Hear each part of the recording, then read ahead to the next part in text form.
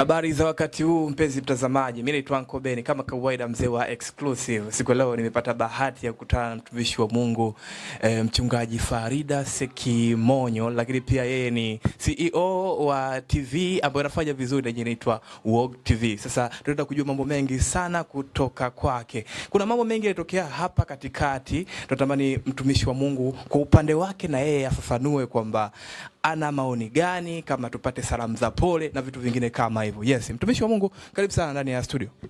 Asante sana, Bwana Yesu asifiwe. Kwanza niseme pole kwa Watanzania kwa jambo ambalo limetokea. Limekuwa ni jambo kubwa na la kusikitisha sana kwa nchi yetu. Kumwaga damu kwa mara ya kwanza ni kitu ambacho kimeumiza Watanzania wengi. Niseme pole kwa kila mtu aliyeguswa, iwe na mtoto, na mume, mke au yeyote yule. Pole kwa Watanzania wote. Okay. Wakati tarehe 29 ile ambayo ilikuwa ni siku ya uchaguzi, wewe ulitoka kwenda kupiga kura na ulikuwa maeneo gani kipindi maandamano yanatokea? Unaweza kutuelezea kidogo? Kwa kweli sikutoka kwenda kupiga kura kwa sababu nilikuwa siko kwenye eneo langu la kupigia kura, nilikuwa niko guest. Unaweza kutufafanulia kidogo kwa nini ulikuwa guest? Huko sio unakoishi au uko vipi? Nilikuwa maeneo ambayo sipo ambapo ninaishi au karibu na nyumbani. Kwa hiyo ndio maana nikakutwa niko katika maeneo hayo. Yes. Wakati hali ya taharuki inatokea katika nchi yetu ya Tanzania baada ya uchaguzi, maana asubuhi ilikuwa iko vizuri tu, lakini kuna muda ule wa mchana tukasikia hali si shwari. Wewe hiyo hali bado ilikukuta huko guest? Yes, nilikuwa nipo, na ni siku zote ambazo tulikuwa tuko kwenye lockdown nilikuwa niko guest bado. Yes. Okay. Natamani utoe neno moja kwa kuhusu ile siku ya tarehe 29 kwa yale yote yalotokea katika nchi yetu ya Tanzania. Kwa kweli ni jambo la mshtuko kwa kila mtu, na nina uhakika kila mtu alipata mshtuko kwa namna yake. Hatujawahi ku-experience kitu kama hicho ndani ya nchi yetu. Kwa hiyo kwanza niseme pole kwa Watanzania wote waliokumbwa na maafa, lakini pia ninasikitishwa na yale machafuko yaliyotokea, watu kupoteza maisha, watu kuvunjiwa sehemu zao za biashara, mwendo kasi kuharibiwa, na watu kuvunjiwa nyumba, vituo vya mafuta kuchomwa moto. Kwa kweli imekuwa ni jambo la kushangaza na la uovu sana. Kama mtumishi wa Mungu niseme hivyo, ni uovu mkubwa ulitendeka. Na ukiliangalia hili jambo unaona kabisa shetani ndio alikuwa amechukua nafasi yake kwa wingi kufanya watu waingie kwenye matatizo makubwa kama yale. Wewe kama uliona, kwa sababu kuna video zako za nyuma ulikuwa unasema watu wasitoke kuandamana, vitu kama hivyo tu. Unajua sisi wengine sio manabii, hatujiiti manabii, lakini kuna wakati tunapokuwa kwenye maombi kuna vitu Mungu anaweza kukuonyesha kwa nafasi yake. Na ndio maana hata mwanzo niliwaambia watu usitoke kwenda kuandamana. Usimsikilize mtu anayekwambia toka ukaandamane wakati yeye hayupo kwenye nchi. Tunaona sasa hivi watumishi wa Mungu wale walikuwa na uwezo, ukawa mtumishi wa kweli wa Mungu ukachochea machafuko ndani ya nchi. Mtumishi yote wa Mungu anataka amani ya Kristo iwepo ndani ya nchi. Hata ukisoma katika neno la Mungu Yakobo 3 kuanzia mstari wa 13 mpaka 18, mtu yote akipata muda anaweza akasoma, utaona ni roho tu ya uasi ndio inaweza kushawishi machafuko. Kwa hiyo kwanza mimi ninasikitishwa na wale watumishi wa Mungu waliokuwa wanawataka vijana watoke kwenda kuandamana. Sasa hivi wale watumishi wa Mungu wamebwaga makanisa yao, wamebwaga sehemu zao za ibada.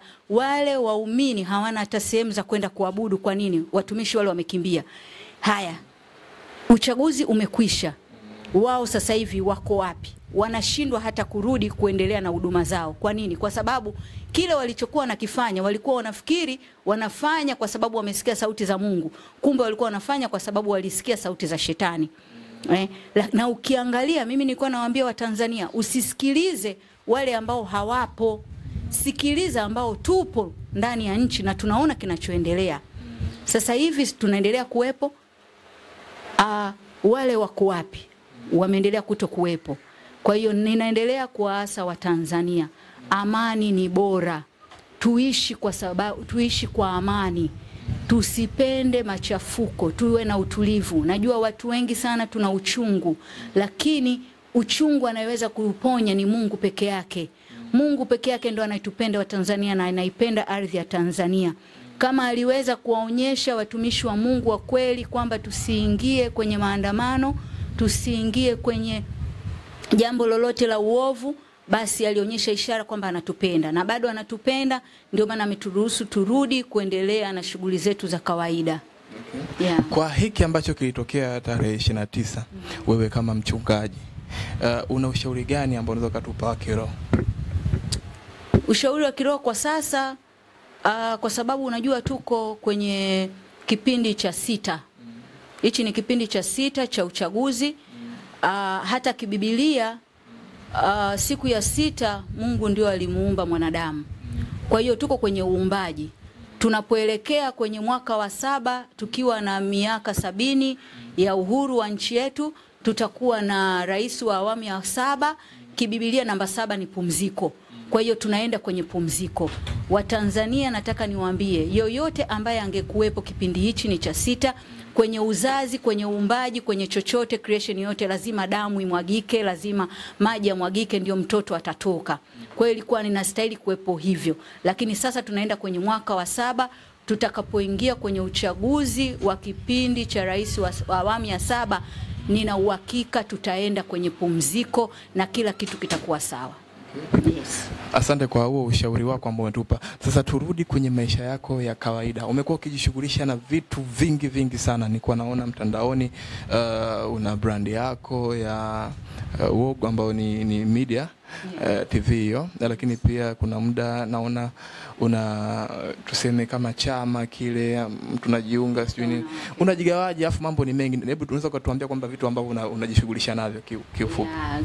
Kwa ufupi, mimi ni mmiliki wa Wogo Television na siendi moja kwa moja mimi, kwa hiyo nina vijana ambao wanafanya hiyo kazi kwa wakati wao na ndio wanaokusanya matukio.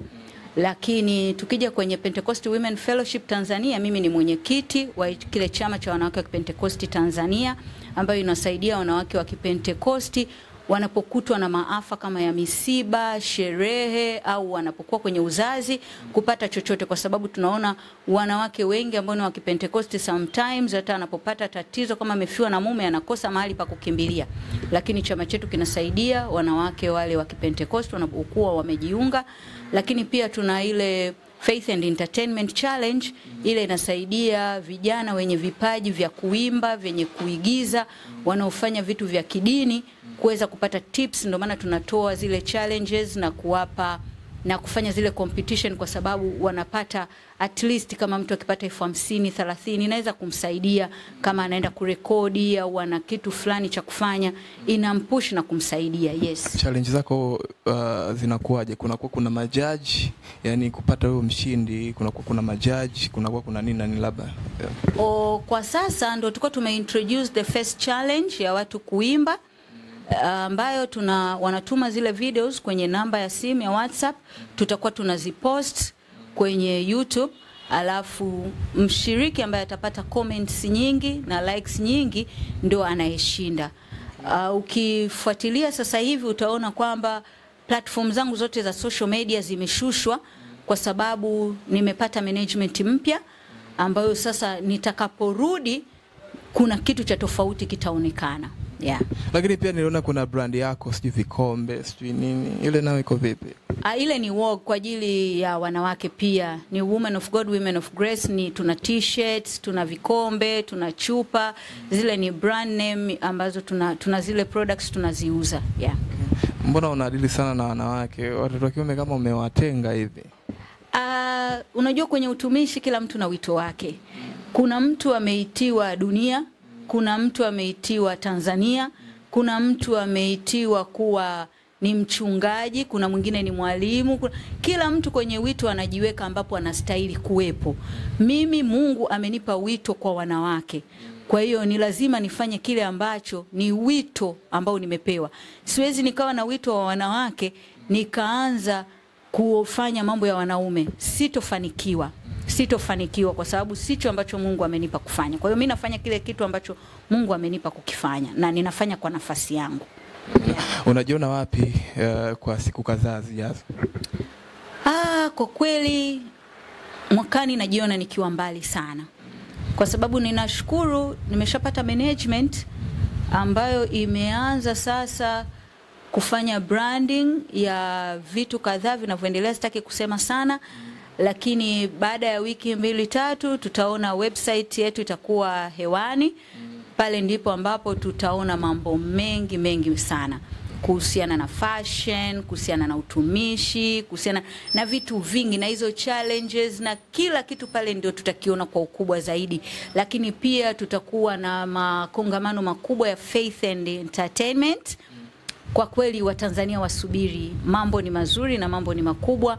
Ninamshukuru Mungu sana. Okay. Wakati tunaelekea kumalizia, una lolote la kuongea ambalo mimi sijakuuliza, labda pengine unatamani kushare? Mimi niseme Watanzania ninawapenda sana. Ninaomba wanawake wajiunge kwa wingi kwenye Pentecost Women Fellowship Tanzania, lakini vijana pia naomba tunavyotangaza challenges zetu mjitokeze kwa wingi ili muweze kushiriki zile challenges.